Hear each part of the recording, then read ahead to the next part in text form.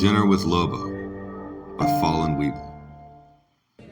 Jarok sits at the counter, the bright red plasticized faux leather bar stool squeaking beneath his weight. He looks around the dining area as he shovels another sporkful of roasted garsh beast into his maw. Slurping noisily, his eyes roam over the patrons of Al's Diner, pausing to take in the groups of space cycle racers, noisily eating their fried brochatin husks. Better wait until they leave before I set out again. Don't want to have to deal with them once I get back out on the highways. He shifts his considerable bulk around to peer out through the armored glass stick windows, a loud roar drawing his attention. A massive custom space cycle appears, weighed down with thick armor plating and bristling with more weapons than a Darkonian battlecruiser. This thing obviously wasn't designed to look pretty, or fast, or sensible. It was designed to look mean. The man piloting the spiky craft looks like he was forged in the same smoke-filled chop shops as the monstrosity he rode in on. As the vehicle noisily makes its way to the diner's parking area, Jarok hears a muted whooping, even through the sound-dampening windows.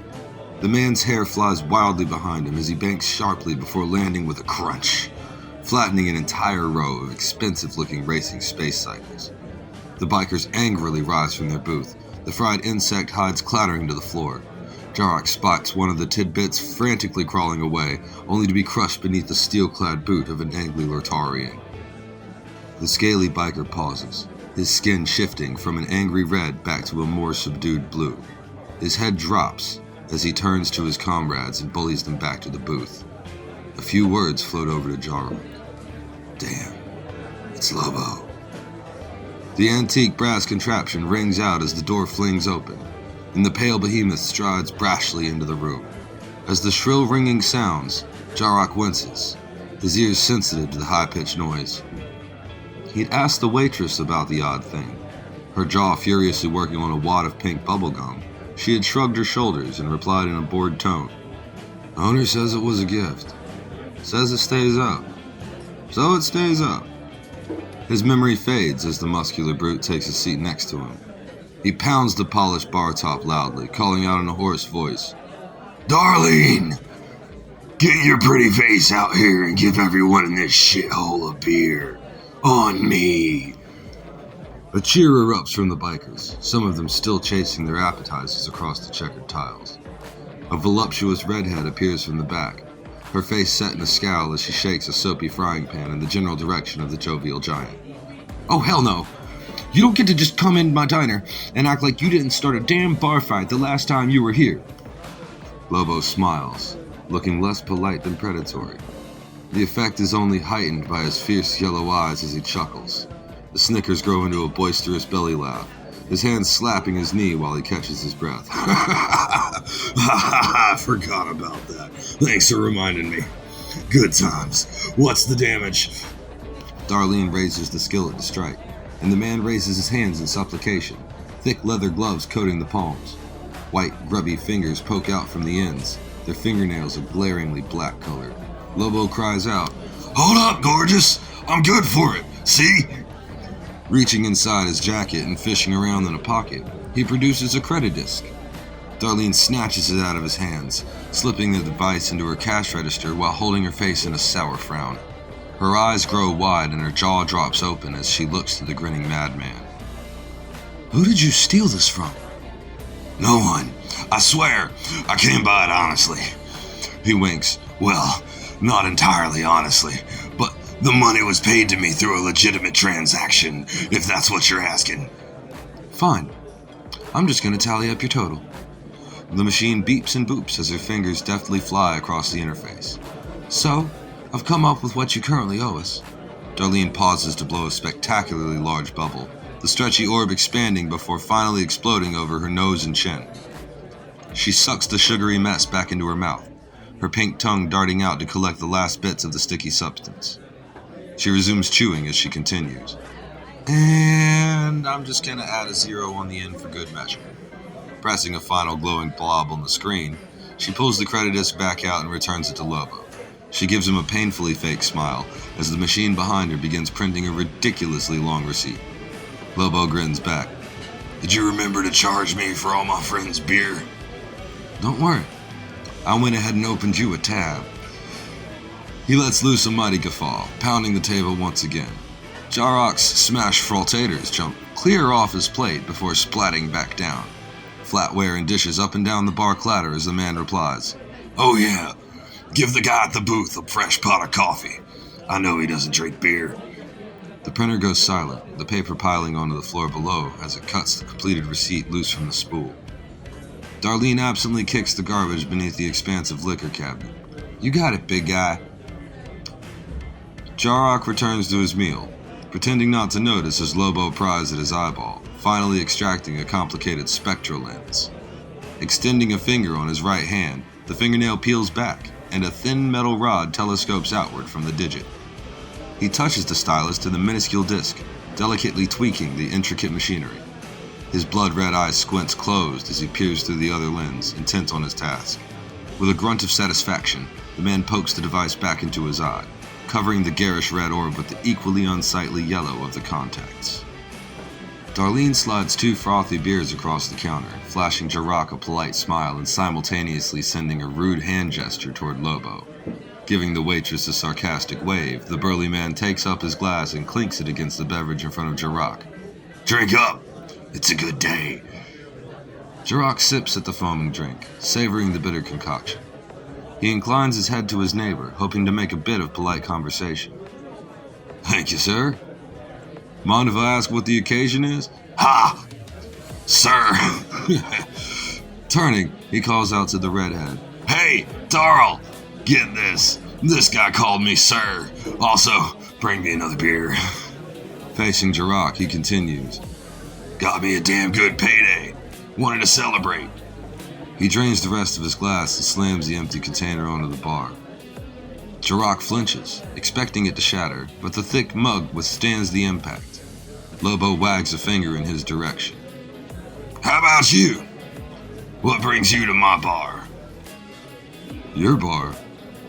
I thought this was Al's diner. His name's on the front. True. But I was this joint's first customer after they opened. This place is like my home away from home. He nods in appreciation to Darlene as she places another drink in front of him. Tilting his head back, Lobo gulps the liquid down in a matter of seconds. He sets the empty glass down, belching loudly. He looks to Jarok expectantly, awaiting his response to the question. I'm taking a slag haul out of the Orion Spur over to the Sagittarius Arm for recycling. Boring work, but it pays the bills. The man's yellow eyes narrow, his face losing its jovial demeanor. What's out in the Orion Spur that's so important? Unnerved, Jarok sips at his beer to stall for time. He wishes the man would return to his more friendly, if loud, personality. Just this little startup asteroid mining operation. Some family clan bought a bunch of rocks and think they're gonna strike it big. I took out a load of mining equipment and picked up their slag dump for a return haul. Sounds like a lot of work for a little money. Yeah, it's not so bad, really. This kind of gig is good for word of mouth. I'm independent, you see. Every load I take is up to me to secure a contract for. What a coincidence! I'm something of an independent contractor myself. Jarok decides against inquiring as to the other man's line of work, reckoning that it's probably best he not know. He glances around for a distraction, hoping to steer the conversation into friendlier territory. In the corner booth, a sullen man stares into a cup of coffee, absently stroking his goatee. The man looks up as Darlene sets a steaming decanter of the black liquid on the table in front of him. Jarok cannot hear the words as the waitress speaks to the dark-haired man. The man looks across the diner at Lobo, raising his mug. Lobo raises his empty stein in response, waggling the glass in Darlene's direction, who rolls her eyes before disappearing into the back of house. The man's tired green eyes become unfocused as he returns his gaze to the tabletop, occasionally sipping at his beverage. Jarok speaks, a suitable change of topic finally located. What's with the guy in the corner? Who? Old pouty face over there? He's been at this dump longer than I have. He's kind of a local legend. Wait, I thought you said you were the first customer. First customer after they opened. Rumor has it this guy's been here before Al even built the place. That's right, he has. Darlene appears at the counter, setting another glass down with a soft thunk. She leans over the bar, resting her hands on the low countertop. Jarok makes a concerted effort to keep his focus on her face and not the plunging neckline of her blouse. Lobo makes no such concessions, leering obviously as the woman continues. Al once told me that the day he landed on the asteroid, shortly after buying this rocket auction, this guy was just waiting on the ground, sitting on a boulder, reading a book. I think he was at a spaceport waiting for boarding. She slides a menu over from an empty seat, popping the plasticized pamphlet in front of her chest to block Lobo's view. Al asked the guy what the fuck he was doing out here. Then our man over there just looked up and said, I'm waiting for coffee. She glances over her shoulder at the man. Jarok takes in the man's disheveled clothing and the frizzy, unruly hair sprouting from the top of his head. He idly scratches the short hairs at the back and sides of his scalp before returning his hands to the warm mug before him. Darlene turns her attention back to the pair at the bar. So, Al decided to build a diner. The day the first booth was delivered, Mr. Coffee got up from his rock and sat down at the table. Took out half a bag of coffee grounds and hands them to Al. Guy says, Use these. They're my favorite. She pauses to slap Lobo's hand away from the menu as he stealthily attempts to remove the obstruction. So Al brewed it up, and wouldn't you know it, that same damn bag of grounds is still going strong. Then this asshole shows up one day, demanding we serve him beer.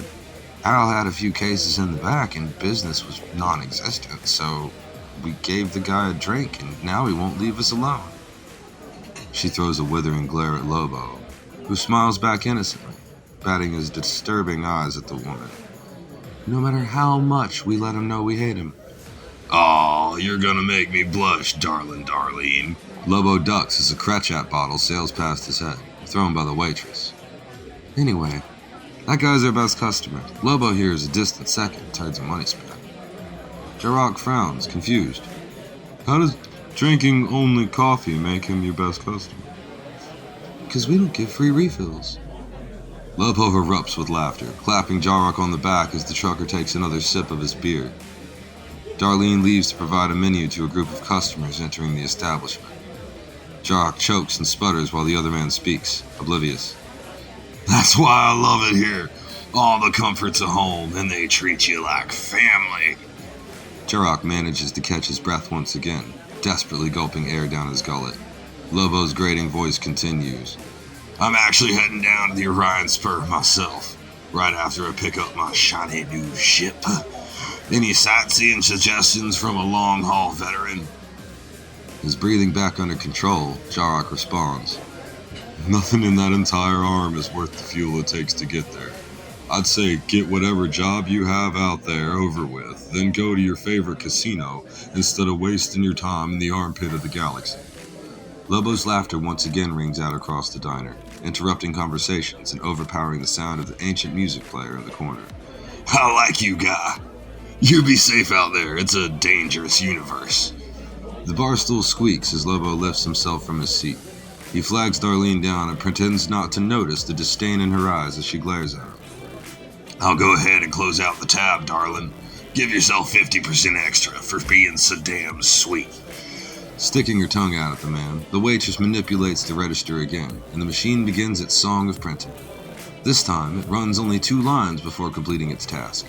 Darlene snatches the slip of paper and wads it into a ball.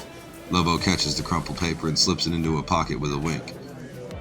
Tipping an imaginary hat to Jarok, Lobo turns to exit the diner. The door opens, held by a bipedal robot that somehow manages to look depressed despite a total lack of facial features. The large man slips by the android, stepping past a bewildered-looking man in a bathrobe, clutching a ratty towel.